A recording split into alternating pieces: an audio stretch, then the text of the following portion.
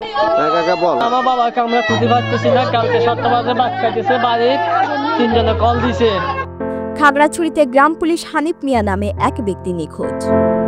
খাগড়াছড়ি জেলা প্রতিনিধি ফারহানা আক্তারের তথ্য চিত্রে বিস্তারিত। খাগড়াছড়ি জেলার মাটিরাঙ্গা উপজেলার তবলছড়ি ইউনিয়নের 9 নম্বর ওয়ার্ডের গ্রাম পুলিশ মোহাম্মদ হানিফ মিয়া নামে এক ব্যক্তি নিখোঁজ। পারিবারিক সূত্রে জানা যায়, গতকাল সন্ধ্যা 7টায় মাটিরাঙ্গা উপজেলার পুরান তবলছড়ি এলাকার বেলাল আর হিলু নামে 2 ব্যক্তি মোবাইল ফোনের মাধ্যমে ডেকে নিয়ে যায় নিখোঁজ গ্রাম পুলিশ হানিফ মিয়াকে। 3 জনে কল দিয়ে নিয়েছে, কোন জনে গেছে জানি না। এরপর থেকে গত 24 ঘন্টায়ও কোনো সন্ধান পাননি হানিফ মিয়ার পরিবার।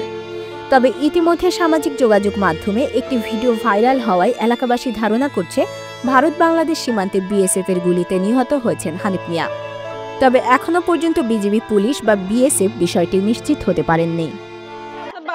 আমি বাদ দিছি, বাদ দেওয়ার পরে এখন আমি ফোন আসে জিগাই দিয়ে কনে তোর কাছে ফোন দিছে বেলাল আর হেলু মনো দুগের নাম সিঙ্গের নাম কইছে।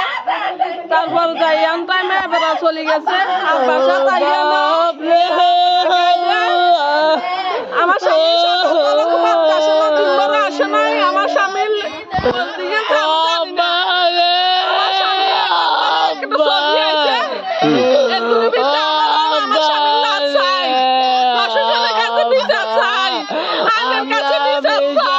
আমার স্বামী কেন পুলিশ আসছিল, আমার স্বামীর বাবা মারা গেছিল, আমার স্বামী মিলামিশা করতো, আমার স্বামী এগুলো করতে পারে না।